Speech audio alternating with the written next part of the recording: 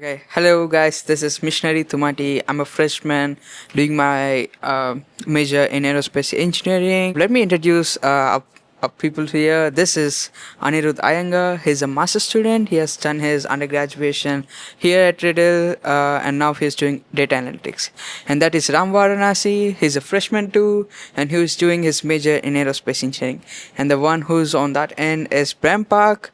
I don't know which year he is. He is maybe a junior or senior. I'm a junior. He's a junior. He's doing his major in UAV. One thing about him is he transferred here from Embry Riddle, Prescott, right? Yes. Yeah. Okay. Okay. Let me ask one thing.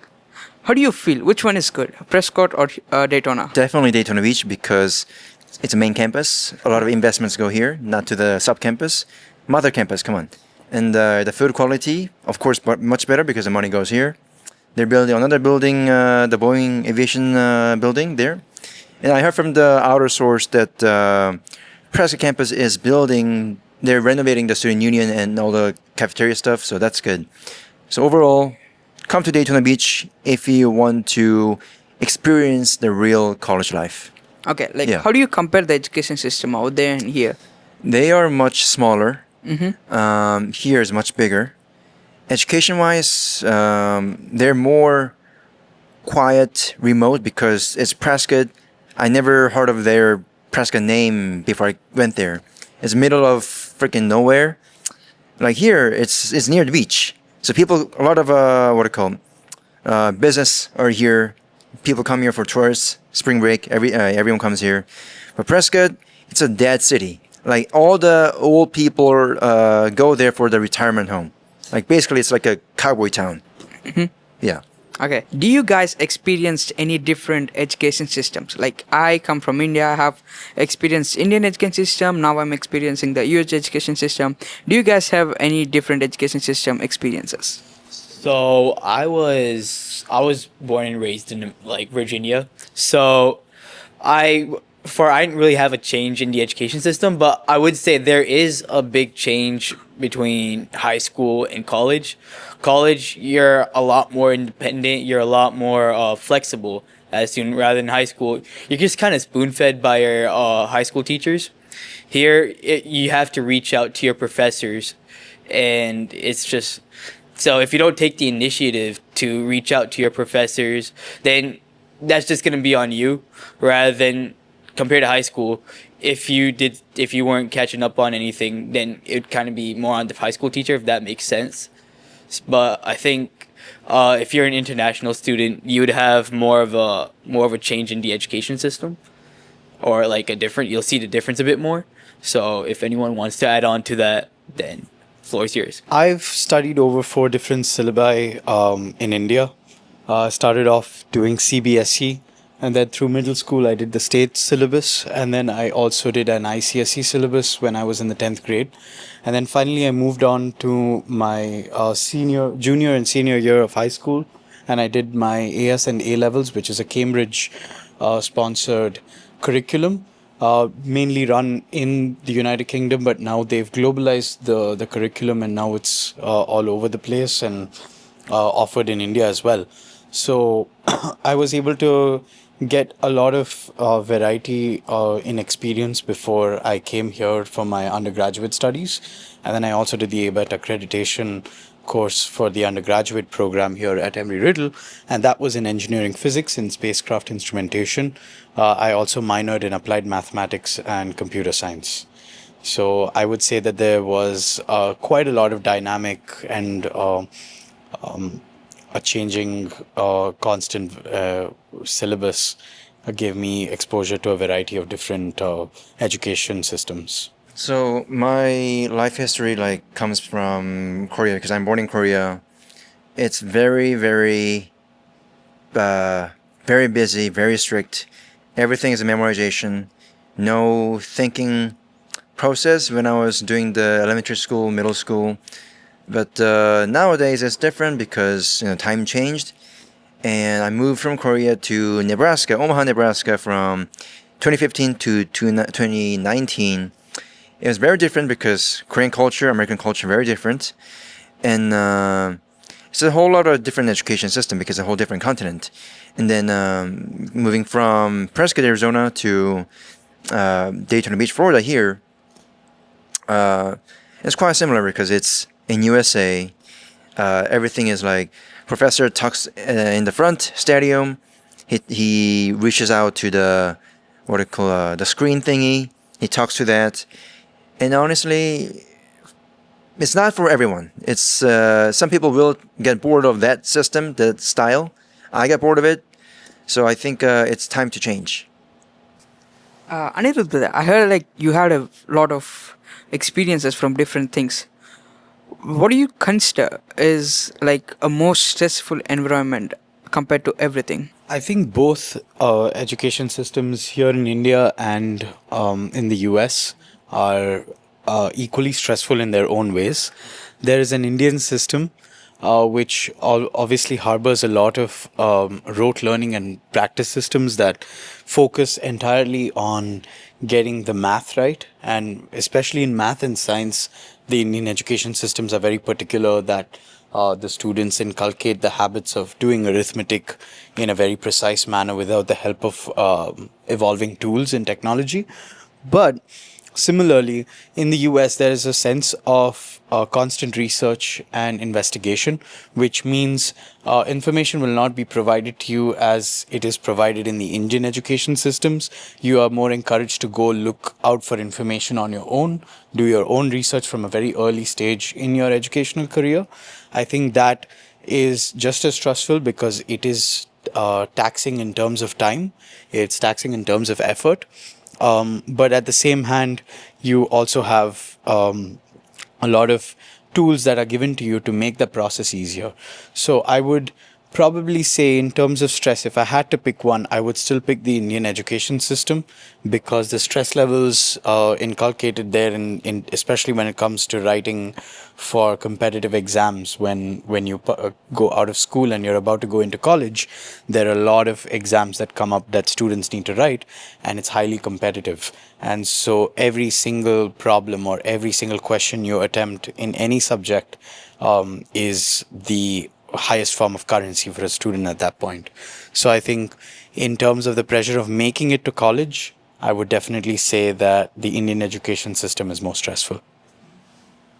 Do you guys want to add anything to this? I mean, yeah, I could also agree that it's a bit more competitive in India because also they have class ranks. Yeah, it's class ranks, right? Yeah, so they have class ranks, and I've seen like many of my relatives who are from like who live in India. They're always having that stress of like, oh, I want to be like up there in the class ranks, and I've seen them study, and I look at their notes, and they're more like, it's very specific, and it's pages of notes. Like I feel like that's something that the Indian teachers they are very like they're pretty strict on that. But back here they're just more like, if you do it, you do it. If you don't, and you fail, womp womp, for lack of better words. So yeah, I agree on the fact that it's a lot more stressful in India because they make it more mandatory for you to take those notes, and they make the pressure felt in terms of in the competition. They make that like, they stress that out pretty well. Same thing goes to Korea because when I was studying in Korea from elementary school to middle school, it's very similar to India. They have a ranking system, highly competitive. If you're like number one, you get so much praise. But if you're like a last person to get like a 0 grade or like F or D, they get bullied because they are so bad. And I think it's, but in US, they don't care. They really don't care. If you're number one, amazing. You get the award from the school. If you're like, F or D. You should work at McDonald's. Yeah. Like everyone accepts.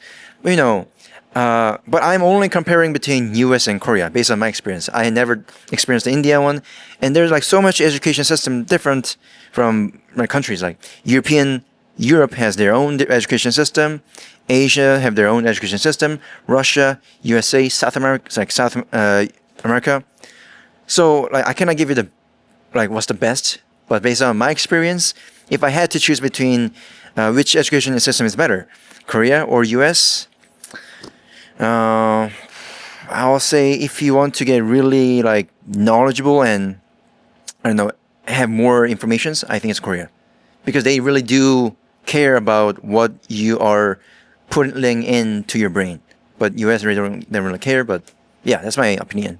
They just international countries just know how to put knowledge into your brain. US, they're just kind of like, oh well, here's this. Just if you know it, you know it. If you don't, Why do you guys think there is a difference in the education systems? Why there's no like a unique system, like a single system throughout the world?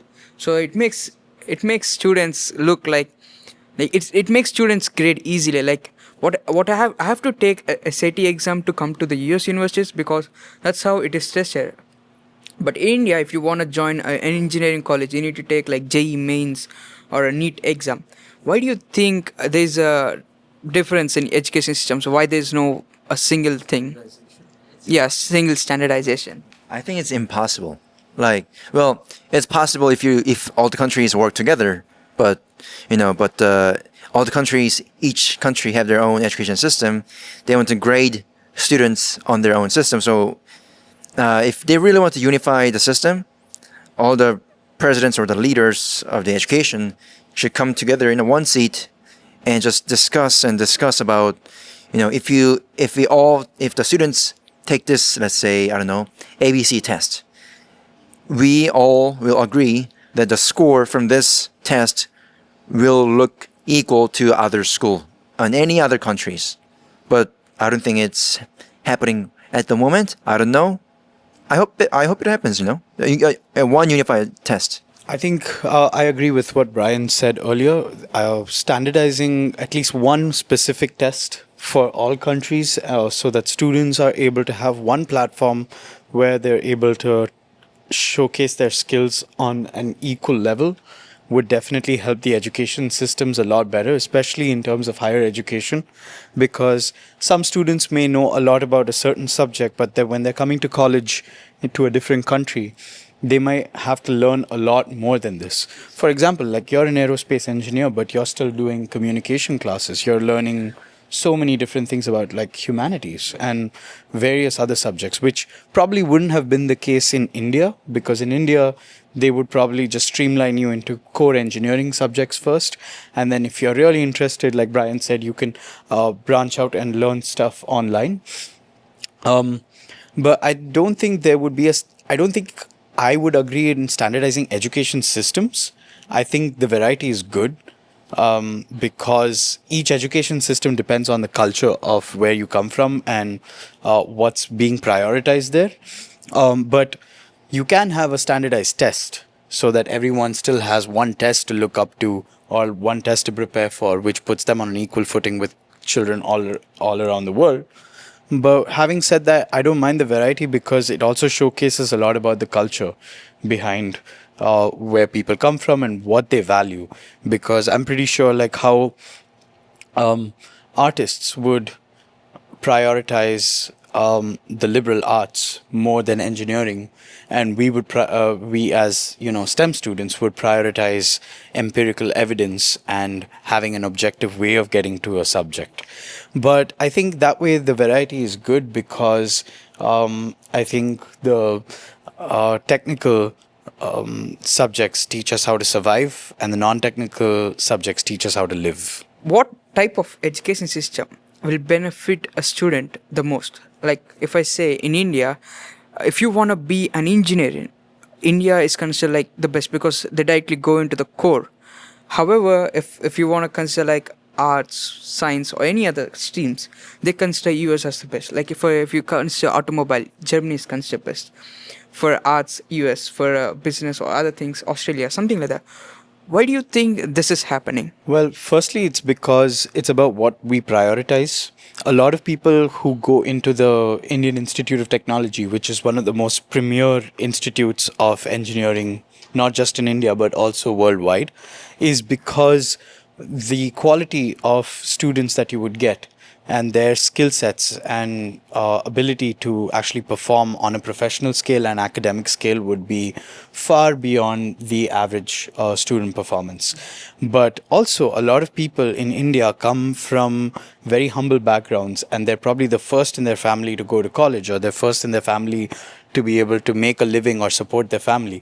So they would also prioritize survivability, a scope to make a living out of what they do. So some colleges are probably really renowned for their skill sets, whereas the students are motivated because of everything in addition to their academics. So if you go to a particular student, they could be interested in doing arts, or they could be interested in doing engineering, but some other students may just be doing a major because, well, that industry pays well.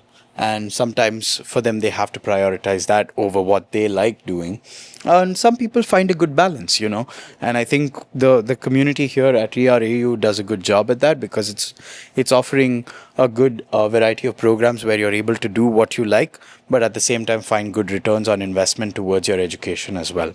That's my 2 cents on it. I mean, at the end of the day, I think it's more how the kids were like brought up, like how they were taught. Like, say, like for example, India, they're very heavy on math and science. So obviously, like that would be more beneficial for them to get into like engineering. So, I mean, going back to tests as well, it depends on how they were taught. So, like, sorry to go back to the previous question, but I was gonna say for like the SAT, they go up to like Algebra 1, and that would be easy for India because I think by 10th class they'd be done with like calculus or something.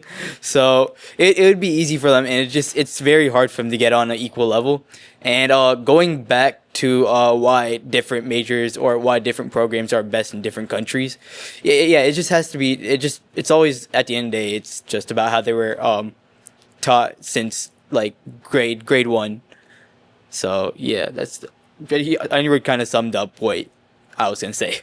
Yeah, as you said in the beginning, you said India is good at engineering, US is more prioritizing liberal arts. Is that what you said? Arts, yeah. And I think, are you sure that's accurate? Because who knows? In America, there's amazing engineers too. It's balanced. Is it? Yeah, yeah. So in general, I don't think each country has only one specific good program, because like all the countries have diverse people who are really good at things. Like I'm pretty sure in Korea there's a guy who is really smart at drone stuff, and I'm pretty sure the guy exists in India too, USA, Switzerland, Germany, Russia, China, everyone. So I think to your question is like, I have not really much things to say because I haven't been to that countries. Yeah, if that answers your question. I think branding behind certain sectors and how the governments act behind science, technology, or any sort of development highly determines what that country stands for in its education. Because US is such a diverse country, you have investments running from the private sector into entertainment businesses, but you also have the US government directly investing into private companies, not just in tech, but also in almost any and everything that they can possibly invest in. But at the same time, certain countries are willing to step away from involving with the government and going directly into exporting their products or services in certain ways that they're able to create a balance where the country is known for a certain industry, but their education system reflects that. So if you go to Germany and you find some of the best German cars, it's also because their education system is known for automobile engineering. So it's because a lot of companies are investing into their own institutes. So if, for example, in India, if a company like Reliance or Infosys or Tata, they invested heavily back into Indian institutes. be it IITs, NITs, doesn't matter. There's a wide variety of it. That's what creates the brand. So I guess that's what you're asking, right? So the brand creation behind what the country is known for can be speculated, like Brian said, but in essence, it's about how much your industries or something that your country is known for exporting or importing is investing back into research and technology, back into its own institutes. That's what defines it. And I want to ask you, there's a popular myth. I don't know whether this is popular among other things, but from the place where I come, from the people I meet, the popular myth I hear is if you want to have a robot mission who works hard 24 hours by 7, go to an IIT student. But you want someone who is intelligent and do smart work and answer anything logically, go to a US student. Why do you think a myth like this is existing in India? I'm not sure if this is popular, but the people I meet, the place where I go, they almost speak like this. Okay, so I think what he was saying is there's a myth that goes around, or this is maybe a popular statement that goes around, that if you want to find a person who's able to work like a machine and a robot, in essence, go find a student from IIT, which is India's most renowned engineering institute. But if you want to find someone insightful, intelligent, and someone who really thinks their way through problems, go find a premier engineering institute in the US and get them to work for you instead. To be very honest, I don't know how far that is a myth, because there are a lot of students who end up going to the US institutes and they are essentially from India. So some of the biggest tech leaders today are IIT graduates. Yeah. They're IIM graduates, and they're all from India. And yeah, it's nice to take these examples, but I see what you mean, because the Indian education system tends to make you memorize things and not intuitively question why it's happening. You should just know it because that's how you get points on the test. And if that's how you're going to get points on the test, it's a cascading chain system of what determines your lifestyle in the future. So if you do well in the exam, you will get into a good college. And if you get into a good college, you don't have to worry about getting a good job. And if you get a good job, you live a very comfortable lifestyle. In a developing country where resources are very scarce and there's a lot of competition, people value a good life. But in a developed country like the US, you're able to find opportunities to work in every nook and corner. So people will try to go more into exploring the why instead of the what. So I think it's also the luxury of lifestyle that determines it. It's not just the education system alone. If there is a myth as such, I don't think it exists anymore. Maybe back in the day it did, but now it definitely doesn't exist anymore, because India is one of the main hubs for innovation in today's world. And there are millions of investments coming through, not just from the US, but also all around the world, into investing into innovation in India. That's my take. Where did you get that question? Like US is more, and then Like, I come from India. Right. It's a popular thing that goes around the students in India. okay, yeah, because I think I got to oppose that, because people from India want to work like a machine. I mean, I don't think is it true though? I don't think it's true. Yeah. Yeah. Because if you want to like work like a machine, then get a freaking machine and work, put it in the work site, like a Tesla Optimus, You get a Tesla Optimus for 20K and then you can work for 24/7. It charges by itself, and Nvidia is developing their own robot. China, Xiaomi is also developing their robot. So like, yeah, if you say like, people who want to work like a repetitive job. Yeah. And Yeah. you see this 9 to 5 job, something like that. Right. I see that from Korea too. I don't think that's only from India or only from certain countries. They're all over the countries. So like if you cannot figure out how to work smartly, I think that's gonna messed up. Because like as you said, in Korea, there's a system that when you go to a good college, you get more rewards. When you go to good college, companies will look good for you. They'll pick you, and you'll have a good wage. That's why my parents are very traditional, very what's it called? very conservative. Yeah, they're very, very conservative. So they want their kids to study hard, and go to good college, go to big companies. That and they think that's a successful life, which I don't think that's a successful life. But I think it's a cultural thing maybe. But in US they don't have that. They like, yeah, go figure out what you want to do, be an entrepreneur, be a businessman. You know, make your dream come true, make America great again, something like that. You know. So yeah, it's very different culture wise. Yeah. So with me being Like I'm born in America, like being an like American born Indian, I don't really see that, so that might be my bias. but I've definitely seen. Okay, so for my fellow Indians here, I don't know if you watched Three Idiots, but there's this one scene where the main character he tells everyone to like find this answer in like 30 seconds, right? Yeah. Something like that. And then at the end, he's like, he's more like, oh, we're not pressure cookers, we're humans. So I think that was more of a thing back in the day, but I feel like now it's more of a stereotype. But it's also, I could see that a bit from my parents, because I mean, my dad, he's more like study, study, study. Like that's all he'll make sure I'm doing, as long as I'm studying. But at the same time, I think it's just now we've learned to, just Human being. yeah, we're human beings at the end of the day. So I think we've kind of discovered that. So I think we are just more like, as long as we're getting our work done, we are, we're happy at the end of the day. We're being successful. I think that's what's making us like. I think we've moved on from that. So I think hopefully we're not pressure cookers now. Yeah, we're not machines. Yeah. So Let that machine do the work. maybe that could be an old like stereotype and all. Brahmbag, you have mentioned like it's been a traditional thing, like parents ask their children to go to a good university and then get a good job. I think it's kind of similar in India too, because that's what my father said, my mother said to me, and their parents said to them. It's gonna thing.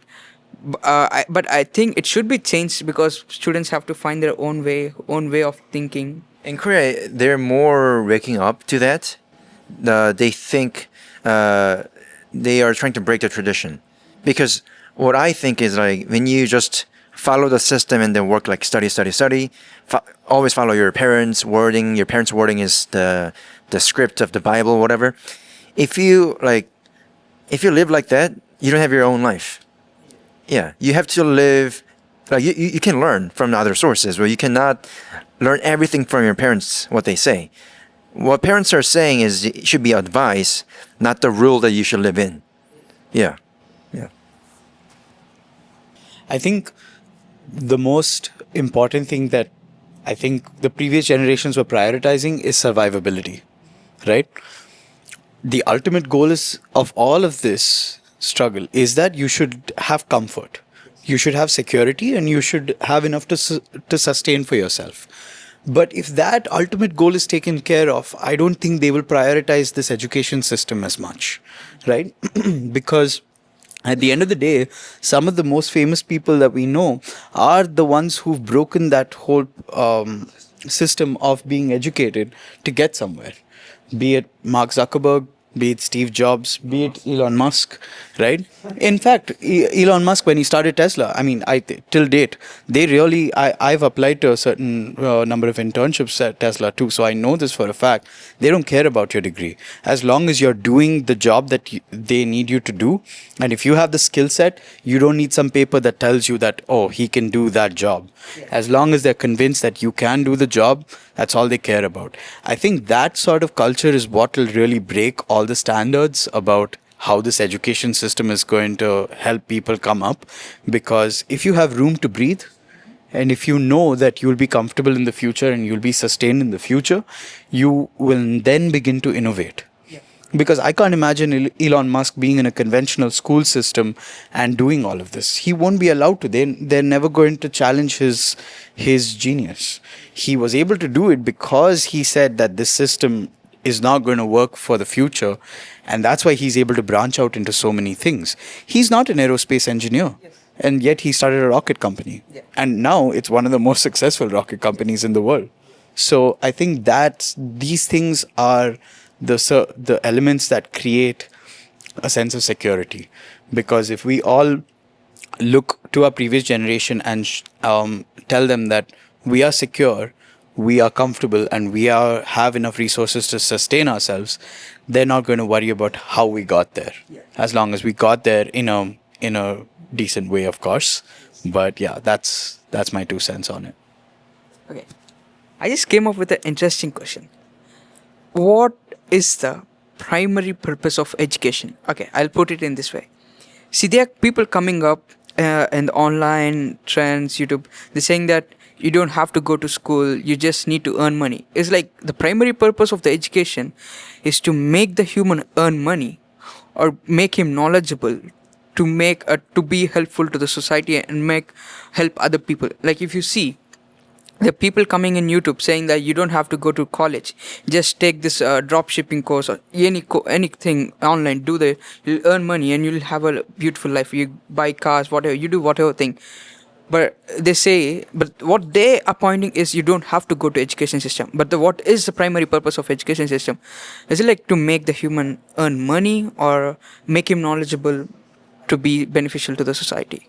I think the purpose of education, like you said, we were just discussing this in the previous question too, about how the ultimate goal is what matters.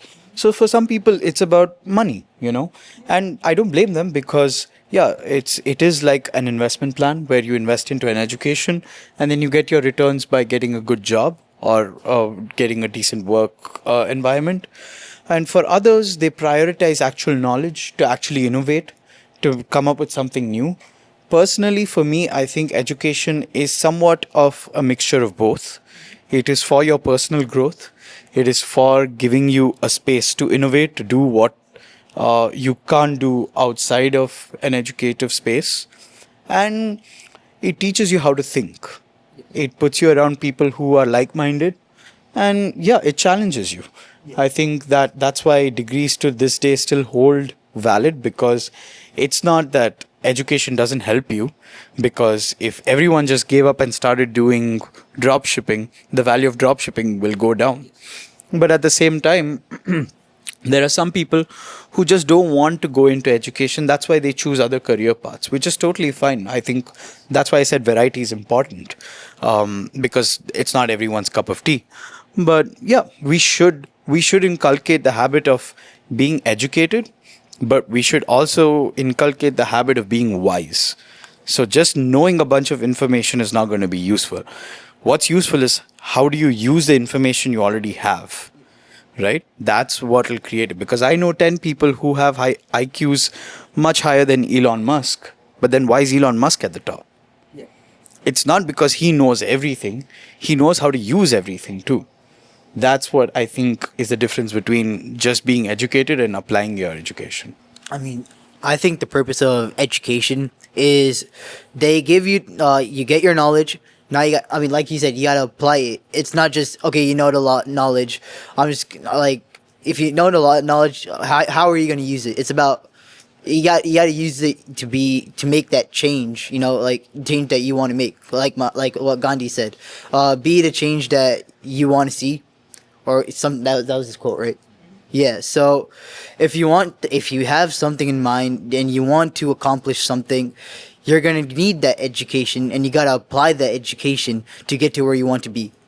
So I don't think it's more about the money. It's about making that change that you want to see in the world. Yeah, I think when you see from the really far behind, when you see not the tree but the forest, education. The purpose of the education is to learn.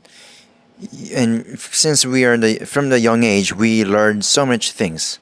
We learn how to wash our hands, how to shower. That's all the education. And in a good way, yes, we learn through education. But when you see as a 24 years old, and when I see nowadays, it's a part of a system too. The world or the system wants you to educate yourself to adapt in the society. If you don't educate yourself and if you cannot fit into society, you have no use. It's like, let's say, the person from the Amazon forest. He or she is not educated just like us. We learned we educated through the modern system. They are just living in the forest. They're living like a, I'll say animal. Is that okay to say? Yeah, yeah. So it's like education makes you fit into society. And I can go about this more 3 hours, but since we are running out of time, but yeah, I think there's a good side and the bad side of education. What do you guys think after seeing all these things? You have lived like 18 years till now. What do you think would be a good way to make this education in general more beneficial for the students? As like what you have experienced some hardships while coming through all this journey. What do you think can be made? Like I don't want to say like made it very easy for the student, but the thing that makes the student to his best. What do you think are some suggestions or advices you think can be done in the system? I think more than adding things to teach the kid, I think it's time the education system starts educating the parents more than the kids. I think that's what's going to really change stuff. Because at the end of the day, the kid is his or her mind is still inculcating a lot of new things. It's new to so many systems. And a child is not responsible to be taught morals, right? That responsibility falls on the parents more than the school itself. The school can teach you materialistic value, but ethics, what is right, how you should think, all of this gets inculcated within a family culture. So I think if the education system just has parent-teacher meetings or parent-teacher days, that's not enough. I think they should have something where parents are able to always continuously keep learning about their child as they're a part of it. I don't know how they plan to integrate it. That would be up to the educational boards and the countries respectively. But yeah, I wouldn't add anything more to the education system to make it more beneficial for children from the students' perspective at all. I think that's fine. They're learning enough, and there's already a lot to learn for them compared to what it was 50 years ago. I think the change should be towards the parents more than the kid. Yeah, so I mean, I completely agree with Anirudh. It's I like. Here's what I would say. So, whatever we're getting from like the education, like knowledge, that's fine. Like, I don't think there's anything wrong with it, except some schools and the workload might be too much, and they might shove it up our for lack of better words to us. But I think it's more on just like how the student was raised or like how they were brought up. I think that's what makes them more of who they are. So so as Anirudh said, I think the parents should know how to cater to the students, make sure they're mentally okay, because at the end of the day, mental health is equally as important as learning the knowledge. So yeah, that's pretty much all I gotta say. I think it's more on the students' upbringing and the students' ideology that makes them the better person. I think the education system's completely fine how it is. Your question was how to make education system better, right? I think the main sole purpose should be learning should be fun. If the learning is not fun, if you are learning but if you're not having fun, what's the point of it? Because I don't want the education system to I don't want you to educate yourself just to get money, because I think it's kind of fucked up. Because if you're just learning to get a job and to take a money, but you're not having fun, what's the point of your life? Like, you have your life. Money is just a transactional gift. Money cannot buy happiness. Even if you go to big tech company, but if you're not having fun, your life is getting wasted. Yeah. So if when I have kids, I want to have 11 kids. When I have kids, I really want them to learn what they love. Not for the money, not for the companies, not for the business. If they can learn and have fun, they'll do good. They'll do excel. Everyone has a different interest, but I think that's the real main purpose of education. Be good. Love what you do, learn what you love, and adapt that learning sources and all the informations to make a positive impact to the world. Yeah, as a long term. Okay, so for education being fun, I agree and disagree because at the same time, I do want to have fun as I'm like learning, but but at the same time, so I have this Calc 2 class. My professor, he does like to get off track and like he likes to entertain the class, but at the same time, as I'm trying to learn the content. So at the end, at the same time, it does distract me a little bit. But I respect the fact that he's trying to entertain the class a little bit. But so I don't think classes should be completely fun to the point where it's just like distracting. But they shouldn't bore the student at all, to where it's like the teacher is just yapping, and it's just like, because in high school I'd have a lot of teachers that do that, and I'd just go straight to sleep. I'm not gonna lie. But since college, they are a bit more it's a bit, yeah, you have to know your content in college because it's a bit more important than high school.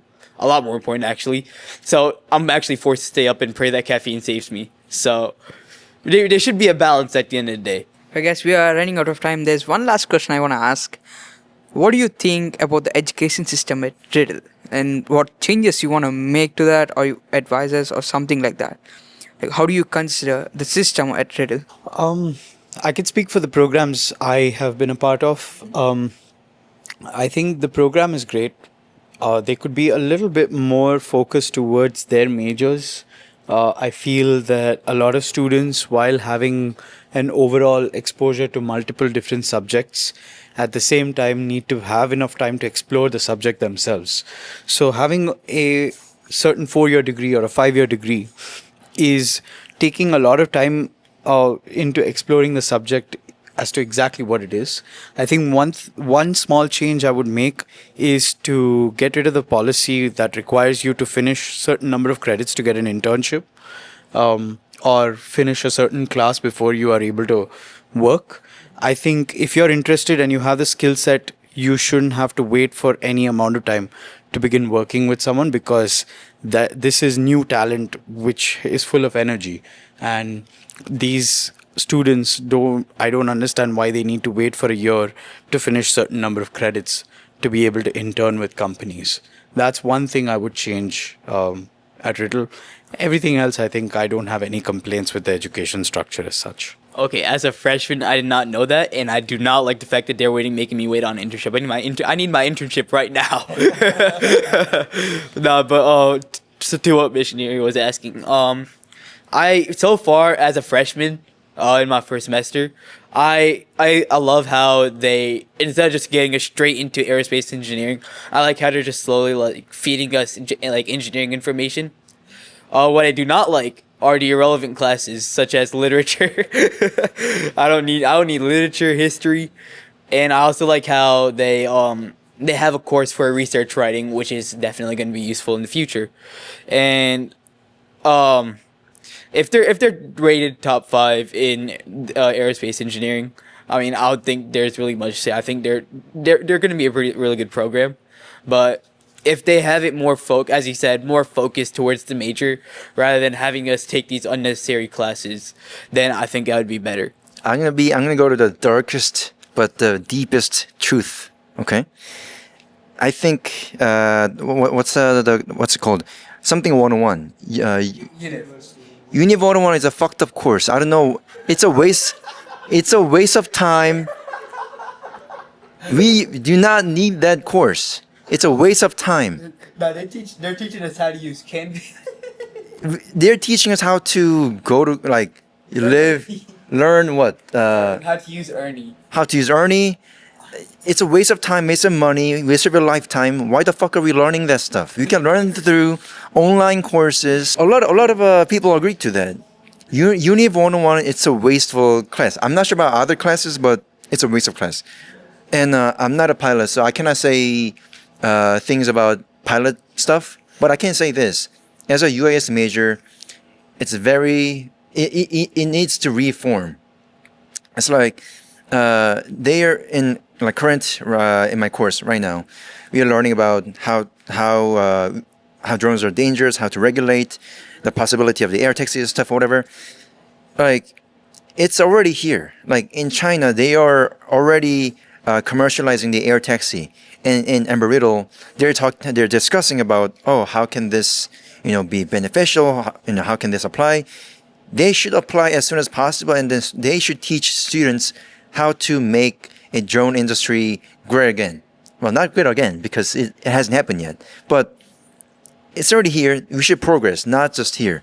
So, not sure about how you guys see the drone industry, but as a person who's really interested in drone industry, Riddle should progress like quantum jump about the drone stuff they're teaching. Not just a regulation, not how dangerous it is. They're only teaching the bad side of a drone, and I don't think that should be. Yeah, they should make how the drone industry better, which is air taxi. They should do as soon as possible. The thing I'm learning right now, it's not even important. Like such as I cannot say the class name right now because I don't have a memory of that. One class that I'm taking right now, they're teaching how to make students be a better team member. Why are we wasting our money and time to learn that? We already learned that. They should teach us how to make a air taxi commercialize as soon as possible. Yeah. So my final quote is cut the waste, get to the deep core, and learn the core. They should teach the core. Yeah. So I think the best thing to do there is probably make those courses, like Brian said, right? These courses are really expensive. So we're spending a lot of money in spending even one single credit, be it in our undergraduate or graduate course. I think all of the information that we learn in these courses, especially about university and things like that are given, should be given for free, if anything, and it should be voluntary. So say maybe some of these resources are useful for students. Those who are interested are more than welcome to go to those, but it shouldn't be something that's a part of our curriculum that tells us that we are college prepared, because why should I have an entire course that just determines me knowing just a few resources that's offered in my university, making me college prepared? That's really not. If anything, exactly. You can find it online or make an online course, or simple, just include it in the orientation program. I'm pretty sure everyone will look at it. You've reached your audience. You've communicated everything about it. And then once that's done, They've already told us that they already taught us how to use it They already taught us how to use it in the orientation program. So the fact that they're making it a whole course, it's just. It's a waste. Yeah, I don't know what the hell they're doing. yeah, so probably not make it mandatory and make it a voluntary thing maybe. That would probably make it a lot easier for students who are interested to engage with the class than just have 40 students show up to your class with just 2 of them being interested in, and then that's also, something detrimental to the professor, because now the pressure is on them to keep everyone interested when the professor themselves know that this information has already been relayed to them twice before they got to the class. So yeah, that's my final thought on that. I like how you put out everything. One thing why this universities offer a teamwork course or a course on how to be a good team member is and literature is, when I first even I thought the same thing when I came, why do I need to take a literature class when I can hire someone who can write my own thesis? Literally. But what I found is, this can happen, but when you communicate your point, if you hire someone to write your technical report, when you communicate your point, they may not understand it fully as how you do. You say that this does this. He may understand it other way, and he may present it in other way. But here, the one who is going to be at the fault is you, not he, because you are the one who has to write that. That's kind of good after attending the classes, because now I'm getting better at writing from when I come back. I think that's good. And being a team member good is because right now I'm taking EJA 101 where we have to work in teams.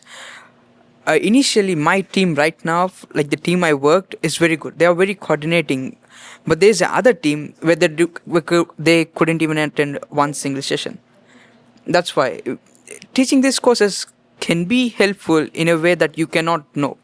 I think that's why the university make them mandatory. But one thing I can say that they should not be expensive. This things should be like a free or a low of cost. They should not be included in a entire course, making us to pay more money and spending more time. Yeah. So my final saying is, I want the best for students and Riddle. I want the Riddle should prosper. I want the students to prosper too. And to do that, I think Embry Riddle should reform the whole course system because, based on my experience from freshman year through junior year current, some professors are just reading the freaking slideshow from the presentation, which are like 90% of them are from the internet, like from YouTube, like 10 years ago. They should update all their sources that they are teaching up to date and make it more efficient. You can learn what they're teaching, like 50% of them, through just Google searching or Ask AI, ChatGPT, X AI, everything. Like nowadays, we have the technology like AI stuff. The material they're teaching can be learned through AI, and we should adapt that to our school as soon as possible. So students don't have to pay so much waste of money, but they can just pay half of what we're paying right now and learn what Riddle is teaching. And I want Riddle should have more students come in every year. And if they don't change, if they don't adapt to the 21st century technology and all the efficiency, I don't think I think the future is dark for Riddle if they don't change. So I was gonna say about the EGR 101 and like the teamwork course that you were talking about. Okay, I think those classes are fine. I don't have an issue with that. It's like I'm just talking. Why do we have classes like history, or why do we have classes like Latin American literature? I'm in aerospace. I am pursuing an aerospace engineering degree. Damn it! Is it mandatory for you? I mean, you're required to take a humanities course. It's two of them actually. One a lower level and an upper level. Like eventually, I'm gonna take it like junior year, I think. Like exactly. Like why do I need that? Like EGR 101, you're given, even though they hate my TA. That's a different story. But but you're in those actual engineering environments. Like for example, I'm in a tennis ball launcher project. We're going through the engineering design process. We're in a team. We are going through. We're having doing certain reports, and it is like the actual engineering world, but on a bit of a smaller scale. Like I need that for when I'm working, let's say at NASA, Lockheed Martin, SpaceX, etc. But like if I'm gonna do literature, the fuck am I gonna do? Like, do you want me to say, Fidel Castro flew a rocket to Mars or something? Like, that was not even. Like, first of all, that did not actually happen. Second of all, hell no, I ain't using that for shit. Yeah. So, yeah, so in teamwork, obviously we need teamwork in our life. That's important. And even actual people that work at NASA, they still go through team building activities. Like, that's gonna happen throughout our whole lives. That's fine. I don't have an issue with it. It's just the other classes. Finally, I think one good addition to all of this would be have a course that teaches people about the new technology that keeps evolving. Have a course where you could sign up, no problem. Even if it's a paid course, I still don't mind that because it's worth it. Imagine you learn all the AI tools that are coming up, everything that you need to know about the world that's evolving in technology, or anything in your industry. Have a class where you have things being spoken about with regard to your industry in specific. I think that will go far, far more than having an entire semester of you just learning about college, in addition to what's there. But I think overall, that would really give us leaps and bounds, and Riddle would be, forget top 5, we'd be number 1 if we're able to be updated with everything that's going on around us. Thank you guys. It's been a good conversation with you all. I hope you like it. I hope I didn't take much of your time. Thank you for having us. Yeah, thank you.